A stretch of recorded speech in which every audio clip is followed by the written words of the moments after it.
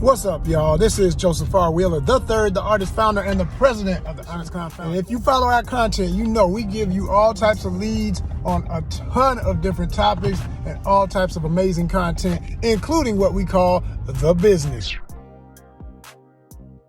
Now, today on The Business is a very special episode in the sense that I am talking about side hustles. Yes, things that artists especially can do, anybody can do, but I'm talking to my artists because we tend to live the kind of lifestyle where we need this type of work, okay? The stuff I'm talking about is gig work. The stuff I'm talking about is pay them damn bills, get that stuff off you so you can focus on your art, get that rent, that mortgage, whatever it is, up off your stress mode so that you can be in your creative mode. You understand what I'm talking about?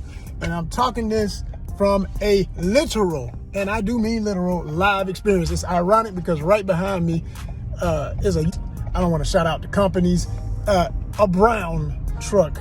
I'm going to say the Browns, all right? And that'll be another part of this series. If you haven't seen it, check that out. Talking about doing the PVD. Yes, personal vehicle driver experience that I had during the holidays, winter holiday this year. I did the doggone thing. I got a video about that. But this one today is about, let me see, I don't have to say the whole name of the company. You'll know what I'm talking about. I'll say dashing, okay? I'm going to talk about dashing, all right? Looking dashing as I do, and doing the doggone thing in the grind, the hustle, all right? You're delivering food. It's very simple, and, well, it ain't always simple. It can be complicated. And that's the stuff I want to tell y'all about so that you don't have any disgruntled moments. Like, I admit I have had some disgruntled moments, but you get over it and you keep on pushing. You know what I'm saying? As long as they let you work, keep on working, keep your head up, try not to get in your feelings about any of it. Realize, hey, all this stuff has human error, and I do mean error, all right? So the number one thing that is annoying, we're gonna deal with the good, the bad, and the ugly. The bad is this: addresses, okay? Addresses and wait times on the food. Mostly you're delivering food. Sometimes it can even be pharmacy. Yes, pharmacy. And that I prefer because it's, you know, it's those kind of deliveries that are so serious, they tend to pay you a little more, in my experience. I've only had one or two so far, but they pay a little bit better than food because people gotta have their medication, and they want somebody they can trust. So when you take it, there's like a whole, it's not like a regular order. You have to sign a disclaimer through the phone. Basically, you just press a button and say, I agree with this, that, and the other. And it's just saying, you understand you can't be looking at the address, talking about people's, what they got to take or anything, or putting it out in the public, things of that nature. It's a disclaimer of that nature. But other than that, it's pretty straightforward, like any other dashing, okay? Dashing, okay? You feel me? And so you do the doggone thing, and like I say, it pays a little bit better than the food orders. And people tend to tip a little better too, because they're like, thank you so much for giving me what I need. Views and opinions expressed during this video have nothing to do with Honest Con. I'm just a host of content, relaying some great information. Take it for edutainment. Yes, I'm entertaining, but I'm also educating. So when I tell you, you think about health and what I see people eating, because when you're on the ground, 10 toes down, seeing what people are ordering, you're like, good gosh almighty, I feel like I'm a diabetes and high blood pressure dealer out here. Like literally, like people be eating some doggone nasty fast food. I don't eat a lot of fast food. I barely eat any fast food. I'm not trying to be a snob about it. It's just the stuff needs to get better on the health module, or I can't touch it anyway. It don't go with my personal health. It never did. And especially as I get older, and as any of you looking at this, every second going by, you're getting older, you got to be conscious of your health, right? So I can't tell you what to eat. I'm just saying it ain't good to be drinking soda and a whole bunch of super greasy and extra salty and extra sugary food. But most people are doing it. I tell you they're doing it, because I'm taking the orders in the best of neighborhoods, the lesser of neighborhoods in terms of having amenities and opportunities, but yet, and it's always worse in those lesser opportunities, as they call them, food deserts. And that really breaks my heart, because it especially affects African American and Latino communities. And you see it when you get in those areas and drive. And you can just say people of lesser financial ability and opportunities, it ain't about less intelligent, never has been, but it is about less opportunity. And you can see it, like verbatim, blatant, like, damn, I get in one neighborhood And people are eating gourmet fast food. You know what I'm saying? And they can afford it. It's more expensive, but they can afford it. Those be the ones give you the tip too, you know?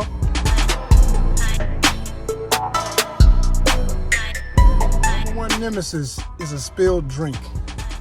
Make sure when you go in a place that you get one of those drink holders, if you can get them to give you one, because sometimes they try and get stingy about them and act like they don't have no more.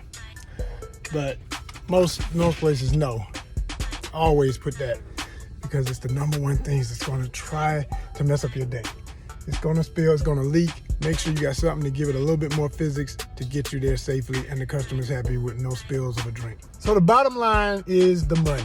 Everybody want to know, how much does it pay? In my experience so far, like I said, $17 an hour to about $30 an hour is possible. Can be $200. It just depends on how long you want to drive. I mean, if you want to spend all day, yeah, you're going to make at least $200 or close to $200 if you literally get up at 6 a.m. and don't come home till 6 p.m., you know. Or, well, you probably need to go longer than that in Atlanta because there's so much competition. I'd say 6 a.m. to about 9 p.m., you could pretty much guarantee 200 or more per day. But that's a lot of driving, that's a lot of traffic, and that's a lot of weird stuff along the way. So to keep your sanity, artists, which is the number one thing you got to protect, is your mental health. If you can, I ain't gonna tell you, you do what you gotta do with your situation. Everybody's different. I know me, I need sleep. Sleep is a good thing.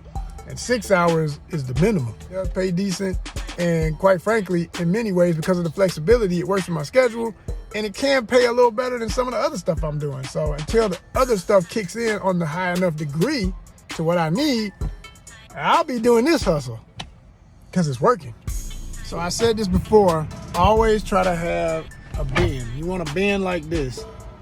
And I've already had some leaks. You can see that's somebody's drink, you know, stuff spills. You might want to put a little tissue down there or whatever to absorb some of that so you don't have to clean it as hard later, because you will have to clean it out every now and then. But a bin like this is good for doing this type of work. I've used that same bin for when I did UPS, personal vehicle delivery, and I would put packages in it. Of course, I cleaned it out before I started putting people's food in it. Okay, yes, of course. But the point is, one like that will last you for a while. And let me see, what is this? How many gallons is this? It's like it's an 18-gallon tote. You want to get yourself an 18-gallon tote like that, set it beside you so you got easy access to grab stuff. Sometimes you got to use your floor space. But the best thing about it is it creates walls between your car and spills, but also it gives a designated place so you don't have to worry about where things are. You know what I'm saying? And in my experience so far, you never get more than about 2 orders at a time. Sometimes it can be 3 or 4, but I've only experienced about 2 orders.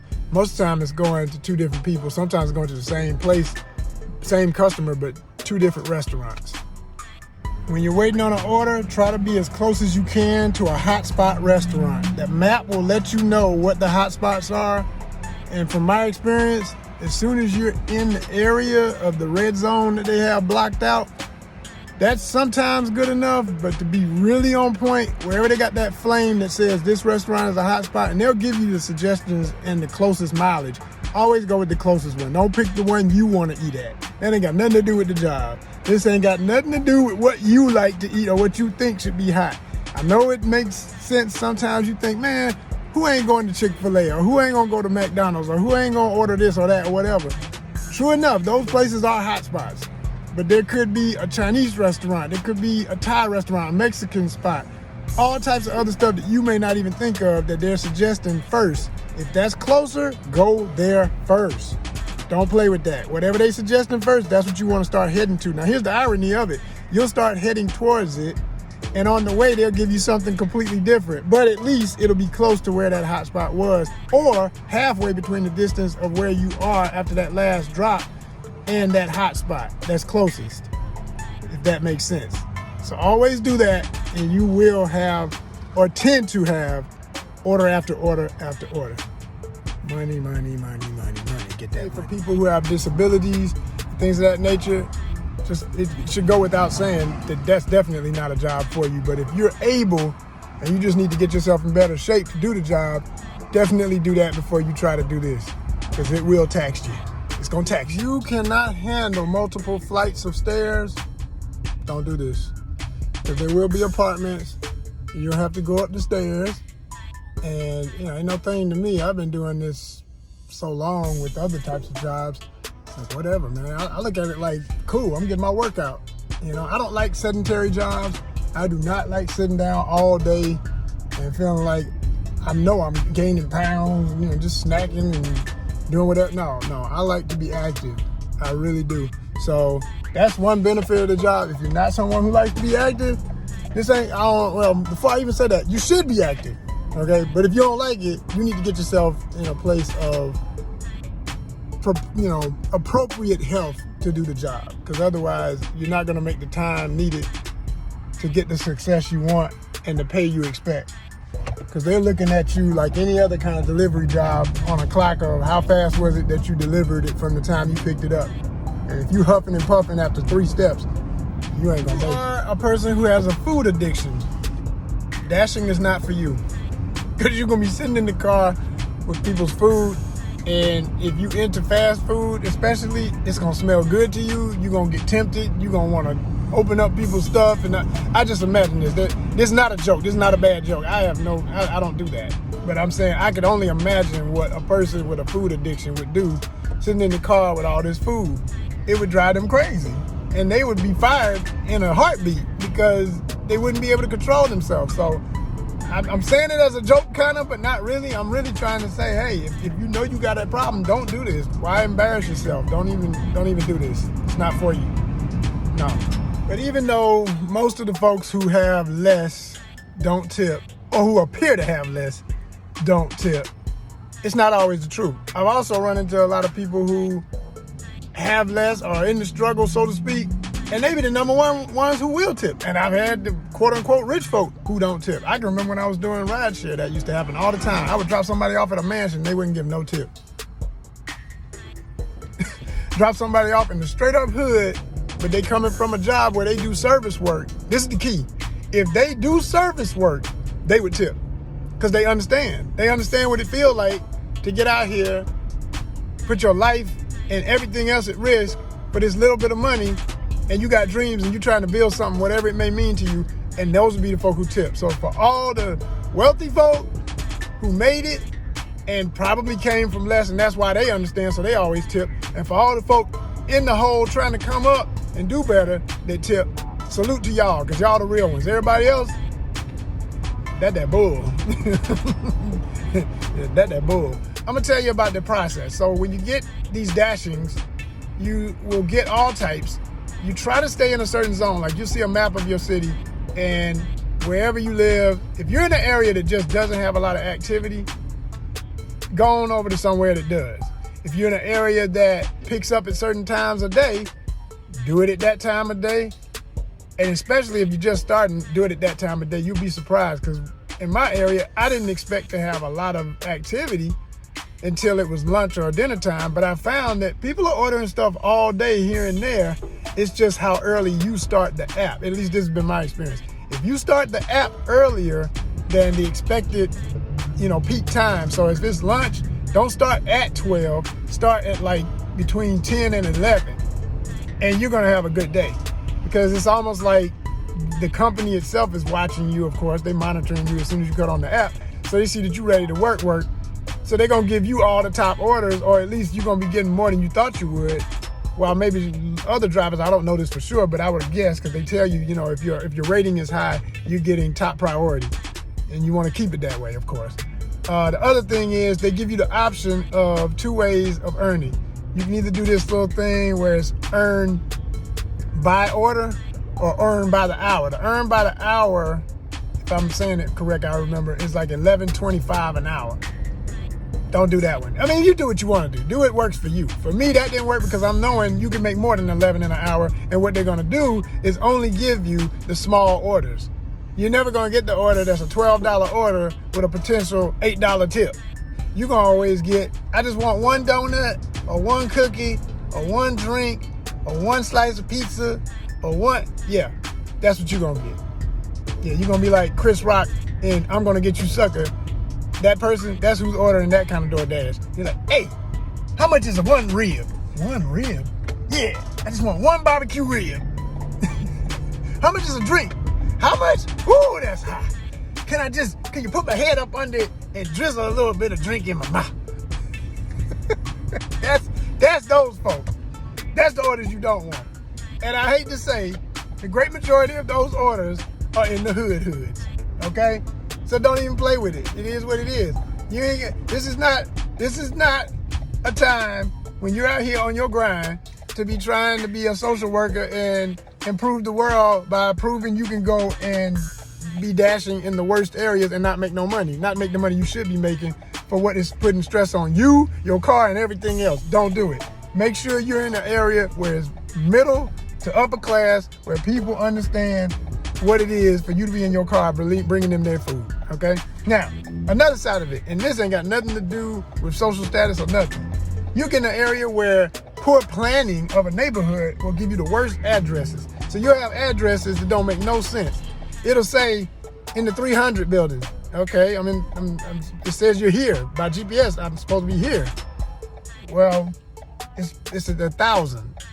I'm at the thousands. Why am I way over at the thousands? Where the 300s at? And then you can't find it. You go riding around for the 300. You get near the 300s, and it tells you you're off. The app tells you you're off. So then you can call the person or text them. But then sometimes your phone doesn't connect. You're in an area where it's bad reception. And then worse, you get somebody who get an attitude or something crazy. So I'm telling y'all, just get ready for that kind of goofiness every now and then. But the bottom line is, try not to let it take you off your focus. You're here to make some money. You're here to get what you need for your sustained lifestyle so that you can do other things once the bills are paid. I keep saying it. That's what I have to keep telling myself every time I do this type of work, aside from what I really want to be doing. You're only doing this so that you can get back to what you're here for. And you do. You just got to make sure you always put that in life so that this stuff doesn't take over and stress you out to the point you don't think anything else can work. Yeah, easier said than done, but this is motivation. We the people, we the artists living the art life. We are the ones. We are the ones. Service announcement to all my artists, all my creatives out there. No matter what type of art you do, whether you draw, paint, sculpt, write, dance, make music, whatever it is you do, we are the only or the primary people in this society, American society, who have to do any and everything else but what we were sent here to this earth to do. That meaning our purpose, our art. But it's okay. Because whatever you gotta do, I feel you. As long as it's legit, as long as it's legal, as long as you avoiding the traps and you staying focused, I feel you. And you just keep going. Because trust me, it's what all of us as artists tend to have to do. But we gonna make it. We gonna make it. This is motivation. Onyx Khan style. Joseph R. Wheeler III. Salute.